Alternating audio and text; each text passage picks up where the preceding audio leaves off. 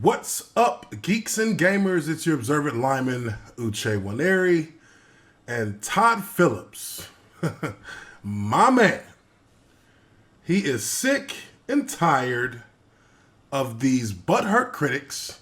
He is sick and tired of these no-name SJW soy boys and girls who are hell-bent on setting the Joker up as some kind of manifesto for the next terrible outing of some poor, demented individual, because the Joker movie has got to be the setup for the next major tragedy in the U.S. And in his recent interview, Todd Phillips questioned why nobody has taken aim at a movie like John Wick in order to expose some kind of Hollywood trend of white male killers who influence other white male killers to go out and commit tragedies such as we've seen in the past many years in this country. Now, let's just get to the article, because I think that rather than talking about that, it's just his response to this is what, for me, ushers in my own kind of ovation of his great ability to respond to these ridiculous accusations, to these completely, unfounded concerns from people who really are just trying to get clicks. But let's get into the article. Joker director Todd Phillips has questioned why the violent John Wick movies are held to a different standard than his own. John Wick, as many of you know, most of you know, probably all of you know, 3 movies, probably 300 dead total in way of headshots from John Wick. So, absolutely has a point. Why is his movie being held to a different standard? His movie is based on a character that has been around for about 80 years? A character that's been around for 80 years, a character that everyone who knows about this character knows his thing. Everyone knows Joker's demented. Joker is psychopathic.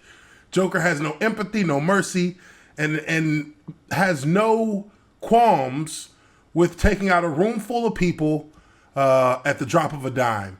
And that has been the calling card, that has been the MO of this character, Batman's greatest foe, for decades, for over half a century.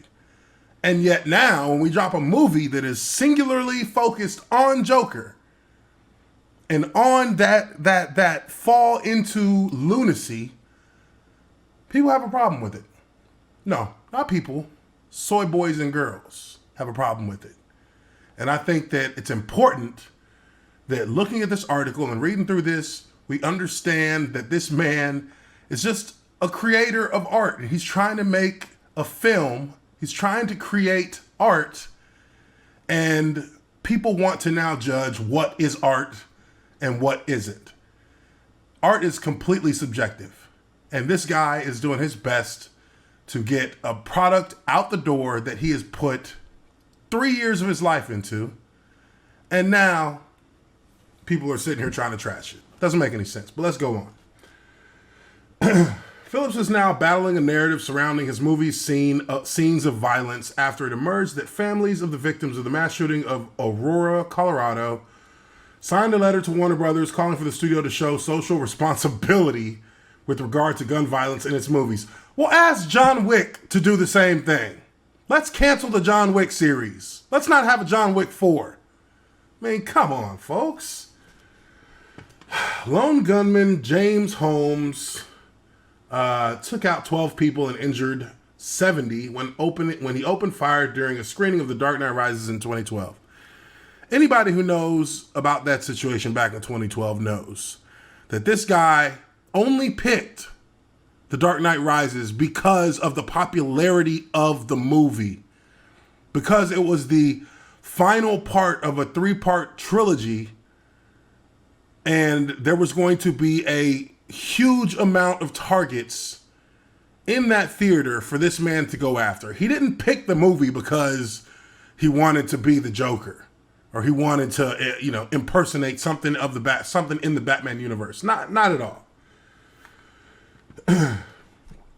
Though it was reported at the time that he was inspired by the character of the Joker, police later said that there was no evidence to support this. Speaking to the AP, Phillips said, Aurora is obviously a horrible, horrible situation, but even that is not something you blame on the movie. That gentleman wasn't even going in as Joker. It was misreported. Hair was dyed red, and he was obviously having a mental breakdown, but it wasn't related to the movie outside of the fact that it happened at a movie theater. Phillips then went on to question why movies like John Wick like the John Wick series get a pass, while Joker is now the center of a row over gun violence in movies. The one that bugs me more is the toxic white male thing when you go, oh, I just saw John Wick 3. He's a white male who kills 300 people, and everybody's laughing and hooting and hollering. Why does this movie get held to different standards? It honestly doesn't make sense to me. It also recently emerged that the now remodeled cinema in the Aurora shooting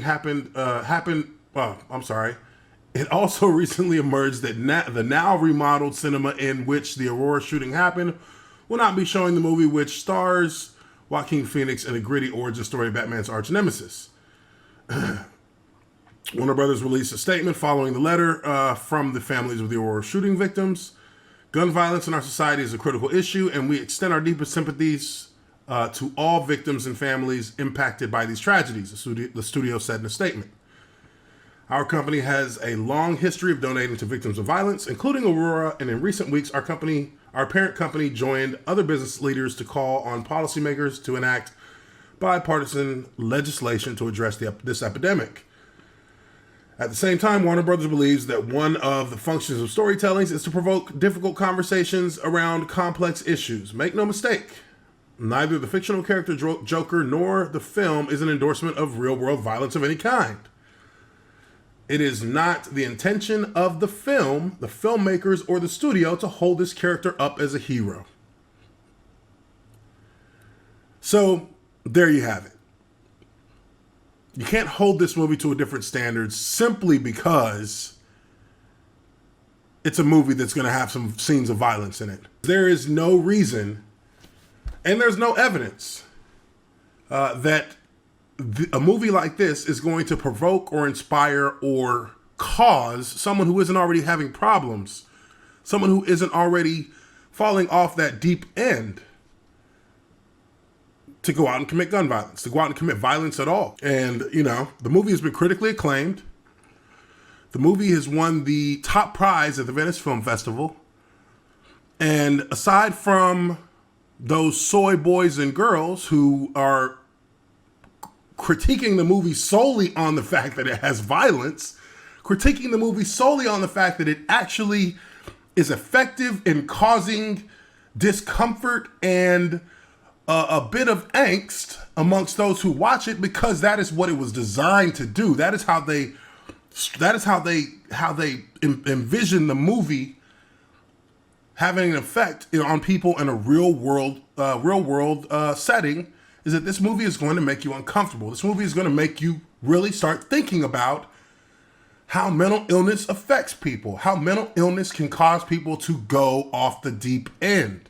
And people who are looking at this thinking that, this is going to cause somebody to go out and commit violence. No, what causes people to go out and commit violence is not having the ability to talk to someone about their issues, not having the ability to express and find help for the things that are causing them psychological anguish, things that are mentally fracturing their mind. But nonetheless, until people are able to look in the mirror and see these things and actually, come to grips with the fact that we do need to focus on the mental well-being of everyone, not just those who are sick, but the mental well-being of everyone in this country, then things won't change. Things won't start to change, and, you can't sit here and point your fingers at a movie and say that is the reason for all our problems. You know, that's like a football player saying that that play call is the reason why we can't win. That coach is the reason why we can't win. And while in some cases you can have a valid point there, it doesn't start with that. It starts with the players on the field, the people who are actually on the field performing. It begins with them. And in this world, it begins with the people who are actually out there on the streets every day, living their lives, having interactions with people. That's where it begins. Our interactions with the next human being, our ability to show empathy to the next human being. That's where things go awry. Not when you go into a movie theater. That's just where things end up overflowing. It's not because of the movie. So please, people, let's be good to one another. Show people love, show people compassion. But don't blame your problems on the Joker. Because as easy as it may seem, he is not the reason why you feel alone or why you may feel like people don't care about you. So that's my preaching for the day. Hit the like button if you like this video. Subscribe to Geeks and Gamers and subscribe to the Observant Lineman Uche Nwaneri. I am your Observant Lineman, and I will catch you guys on the next one. Peace.